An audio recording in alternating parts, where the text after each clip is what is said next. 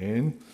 오늘 함께 보실 말씀은 사도행전 7장 54절부터 8장 8절까지의 말씀입니다. 사도행전 7장 54절입니다.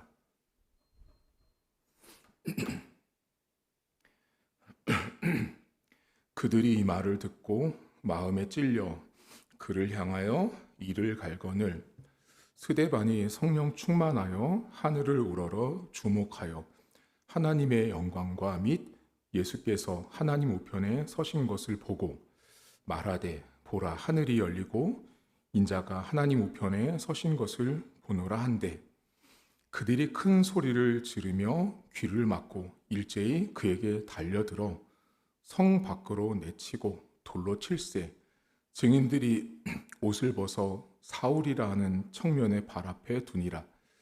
그들이 돌로 스데반을 치니 스데반이 부르짖어 이르되 주 예수여 내 영혼을 받으시옵소서 하고 무릎을 꿇고 크게 불러 이르되 주여 이 죄를 그들에게 돌리지 마옵소서. 이 말을 하고 자니라. 사울은 그가 죽임 당함을 마땅히 여기더라. 그날에 예루살렘에 있는 교회에 큰 박해가 있어 사도 외에는 다 유대와 사마리아와 모든 땅으로 흩어지니라. 경건한 사람들이 스데반을 장사하고 위하여 크게 울더라. 사울이 교회를 잔멸할새 각 집에 들어가 남녀를 끌어다가 옥에 넘기니라. 그 흩어진 사람들이 두루 다니며 복음의 말씀을 전할새 빌립이 사마리아 성에 내려가 그리스도를 백성에게 전파하니 무리가 빌립의 말도 듣고 행하는 표적도 보고 한 마음으로 그가 하는 말을 따르더라. 많은 사람에게 붙었던 더러운 귀신들이 크게 소리를 지르며 나가고 또 많은 중풍병자와 못 걷는 사람이 나으니 그 성에 큰 기쁨이 있더라. 아멘. 오늘 성경에 스데반 집사님께서 순교하는 장면이 기록되어 있습니다. 기독교 역사에서 제일 먼저 순교하신 분이라 할 수 있는 이 스데반 집사님을 보면서 집사님께서 오늘 이 설교를 하고 나서 사람들이 이를 갈거든요. 여기 본문에 보시면 왜 이를 갈았냐면 스데반 집사님이 노골적으로 설교를 했던 것이 뭐냐면 너희들은 구약시대 이스라엘 백성들이 모세를 거절하고 인정하지 않았던 것처럼 지금 복음을 전하는 사도들이나 많은 하나님의 백성들을 인정하지 않는 너희들은 구약시대의 모세와 다를 바 없다라고 말했어요. 그러니까 이 유대인에게 있어서 자기들은 모세를 잘 따르고 있는 사람이라고 생각했는데 역으로 너희들은 모세를 거역했던 이스라엘 백성 조상이랑 똑같다. 다를 바가 없다라고 지적을 하니까 화가 났어요. 그래서 스데반 집사님을 향해서 돌을 들어 죽이는 장면이 오늘 본문에 나옵니다. 그런데 오늘 우리가 이 성경을 보면서 좀 유념해야 될 두 가지가 있어요. 그게 뭐냐면 8절에 먼저 보시면 사울이라는 사람이 스데반 집사님이 죽는 것을 마땅하게 여깁니다. 그러니까 지금 이 사울이 바울 되기 전에는요. 한마디로 제정신이 아니에요. 이 사람이 지금 사람이 죽었는데 마땅하게 여겼다고 했잖아요. 그러니까 이건 단순하게 이 사람이 갖고 있었던 스데반 집사가 말하고 있는 어떤 사상, 어떤 복음 이것에 대해서 이 사울이란 사람이 인정할 수도 없었기에 죽음을 마땅하게 여긴 거죠. 죽음을 마땅하게 여기면 안 됨에도 불구하고 그렇게 여깁니다. 그리고 8장 1절에 보시면 그날에 큰 박해가 예루살렘에 있습니다. 우리가 생각할 때는 그냥 문자적으로 큰 박해지만 심각했습니다. 어느 정도로 심각했냐면 3절에 보시면 각 집마다 들어가서 남녀를 다 끌어냈습니다. 지독한 거예요, 여러분. 이게 이 정도로 기독교를 박해했기 때문에 그냥 죽음이었어요. 교회를 다니고 복음을 믿는 것 자체는 죽음을 각오하는 시대였던 거죠. 그렇게 사울이라는 사람이 기독교를 박해하자 이 본문에 사람들이 흩어집니다. 여기 본문에 여러분 8장 1절 맨 끝에도 흩어지다라는 단어가 쓰이고요. 4절에도 보시면 그 흩어진 사람들이 두루 다니며 복음을 전한다라고 말합니다.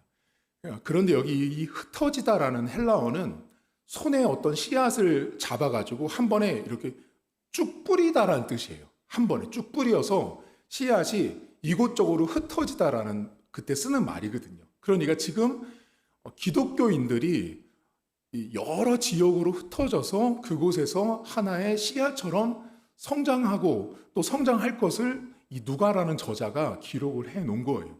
그러니까 박해가 있었지만 고난이 있었지만 신앙인들이 흩어져서 그곳에서 복음을 전하는 사람이 됩니다.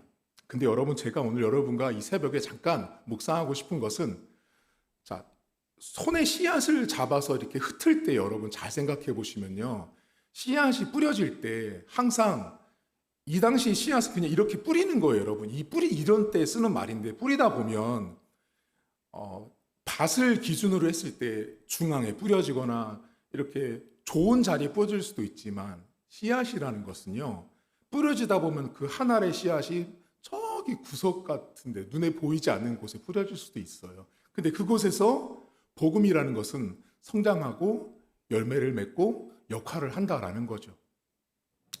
교회 안에요, 제가 목회를 하면서 성도님들한테, 자, 집사님, 장로님, 권사님은 잘 흩어지고 뿌려진 존재입니다. 그럼 이런 말씀을 하시는 분이 있어요. 나는 중심에 뿌려지길 바랬는데 목사님은 자꾸 저를 저 구석 있는 데 뿌려가지고 일을 시킨다는 거예요. 뭐가 불만이세요? 했더니 나는 주차 봉사하기 싫다는 거예요.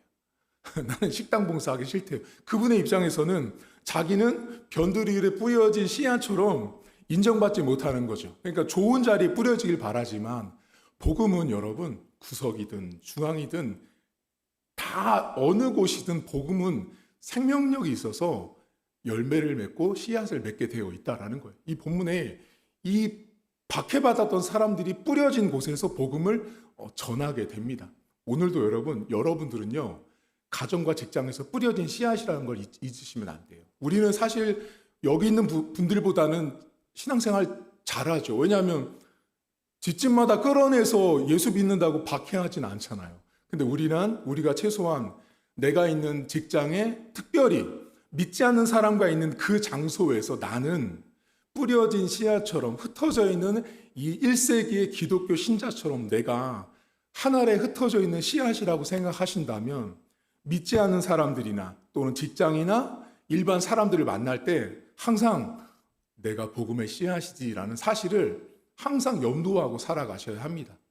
두 번째 오늘 기억할 게 뭐냐면, 스데반 집사님이 죽거든요. 근데 여러분 잘 보시면 60절 보세요. 7장 60절. 자, 무릎을 꿇고 크게 불러 이르되 주여 이 죄를 그들에게 돌리지 말으라고 하시고 잔다고 표현하거든요. 이게 말이 안 맞는 거예요. 죽으시는 거예요, 여러분. 죽는데 성경 저자는 잔다고 표현합니다. 이게 마치 여러분 예수님께서 누군가를 우리가 막 죽었다고 말할 때 아니다, 죽은 게 아니다, 자고 있다라고 말씀하시는 것과 똑같은 거예요. 그러면 지금 성경은 무슨 말을 하고 싶냐면, 사람들이 볼 때 스데반 집사님은 죽은 거예요. 그러니까 죽었다라는 말은 희망도 없고 다시 깨어날 일이 없는 거죠.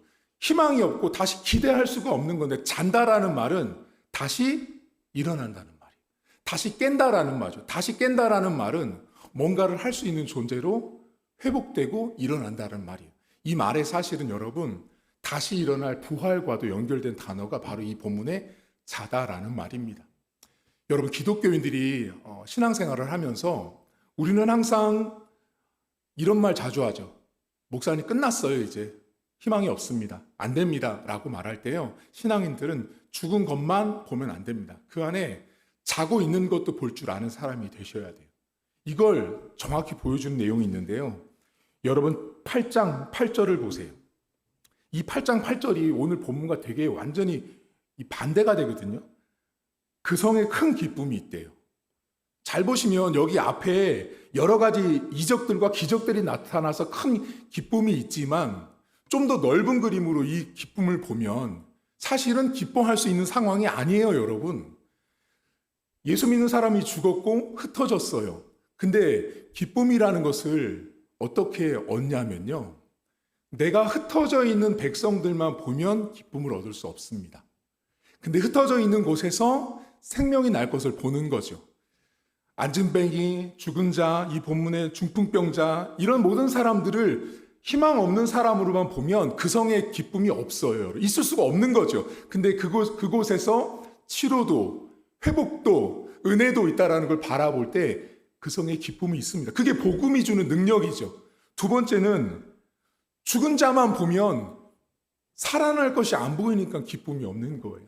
그러니까 오늘 여러분들이 자는 것만 보지 마시고요. 흩어진 것만 보지 마십시오. 그러면 그 성 안에 기쁨이 있을 수 없어요. 어떤 신학자들은 이 성을 단순히 진짜 말 그대로 성이지만 한 인간을 빗대서 말하는 신학자도 있습니다. 한 사람 안에 큰 기쁨이 있기 위해서는 흩어진 것만 보지 마십시오. 흩어져서 있는 것이 불행이 아니라 그곳에서도 열매를 맺게 하신 하나님 때문에 기뻐할 수 있는 거고요. 죽은 것만 보면 기쁨이 없죠. 하지만 자고 있다라고 보면 기쁨이 생겨날 수 있는 거예요. 여러분들은 어떤 신앙생활을 하고 있습니까? 여러분 안에 기쁨이 있으세요? 그 기쁨의 출발이요. 흩어져서 다 망가진 것들, 안 될 것만 보면 기쁨은 존재하지 않습니다. 그리고 오늘 하루도 여러분들은 끝났어, 죽었어, 안 돼 라는 것들을 항상 마주할 수 있어요. 그때마다 아니야, 자고 있는 거야. 일어날 수 있고 일어나게 하실 거고 일어나게 한 후에 내 안에 큰 성에 큰 기쁨을 주실 하나님을 여러분들이 붙드셔야 합니다. 신앙생활이라 함은 흩어진 것만 보면 안 됩니다. 흩어져야 복음이 증거됐다라는 걸 기억하시고요. 자야 일어날 수 있다라는 걸 볼 수 있는 시야, 관점, 태도가 중요합니다. 오늘도 복음 때문에 큰 성처럼 존재하는 여러분 안에 복음이 주는 큰 기쁨이 가득한 하루가 되었으면 좋겠습니다. 하나님 아버지, 사람들 안에는 기쁨을 찾지만 그 기쁨이 흩어지지 말아야 합니다. 죽지 말아야 합니다. 그래야 사람들은 기뻐합니다. 하지만 하나님, 복음이라는 것은 흩어졌을 때도 죽어 있는 상황에서도 자는 것처럼 보시고 그 흩어진 곳에서도 복음의 열매를 맺게 하시는 하나님 때문에 그 성 안에 기쁨이라는 것이 존재할 수 있었습니다. 하나님, 신앙인들이 항상 정상적인 것일 때만 기쁨을 누리고 발견하려고 합니다. 비정상적으로 우리가 볼 때는 뭔가 부족해 보이는 것에서는 기쁨을 얻을 수 없다라고 생각하지만 복음은 중풍병자를 통해서도 반쪽밖에 안 되는 인생에서도 기쁨을 그 성에 주고 있었습니다. 하나님, 오늘도 우리는 기쁨을 완벽한 곳에서 얻고자 하는 우리 인간이 갖고 있는 그 연약함이 있습니다. 부족할 때도 연약할 때도 하나님은 복음 때문에, 복음 자체 때문에 우리 안에 기쁨을 주신 하나님 아버지를 오늘 하루도 만나볼 수 있도록 도와주시길 원합니다. 흩어져야만 그 안에 기쁨을 누군가는 얻을 수 있습니다. 뿌려진 씨앗이 변두리에 갔을 때 그 변두리에 뿌려진 씨앗 하나 때문에 누군가는 복음을 알고 그 안에서 기쁨을 만끽하는, 얻어 누리는 삶을 누릴 수 있는 것입니다. 따라서 맨 구석에 뿌려진 씨앗 하나도 결코 헛되지 않은 것이 복음이고 하나님 나라임을 기억하는 하루가 될 수 있도록 도와주시고, 오늘도 내가 만나는 사람들 가운데 나는 뿌려진 씨앗이고 흩어진 존재라는 사실을 믿음으로 고백하며 나 때문에 누군가에게 기쁨을 전달하는 존재가 될 수 있도록 하나님 도와주옵소서. 하나님, 죽은 것만 보면 결코 자는 것처럼 볼 수 없는 것입니다. 예수님은, 성경은 죽은 자를 향하여 자고 있다라고 말하며 반드시 깨어날 것을 말씀합니다. 오늘도 내 인생 가운데 목사님 죽었습니다, 끝났습니다, 안 됩니다, 불가능합니다라는 그것이, 그 상황이, 그 사람이, 그 모든 환경들이 자는 것임을 볼 줄 아는 믿음의 눈을 주시고 그 안에서 다시 일어나게 하시고 깨어나게 하셔서 다시 무언가를 회복하게 하시고 그 안에서 생명을 얻게 하시는 복음의 능력을 살아가는 성도들의 삶에 누릴 수 있도록 은혜를 베풀어 주옵소서. 감사드리며 예수님의 이름으로 기도하옵나이다. 아멘. 하늘에 계신 우리 아버지, 아버지의 이름을 거룩하게 하시며 아버지의 나라가 오게 하시며 아버지의 뜻이 하늘에서와 같이 땅에서도 이루어지게 하소서. 오늘 우리에게 일용할 양식을 주시고 우리가 우리에게 잘못한 사람을 용서하여 준 것 같이 우리 죄를 용서하여 주시고 우리를 시험에 빠지지 않게 하시고 악에서 구하소서. 나라와 권능과 영광이 영원히 아버지의 것입니다. 아멘.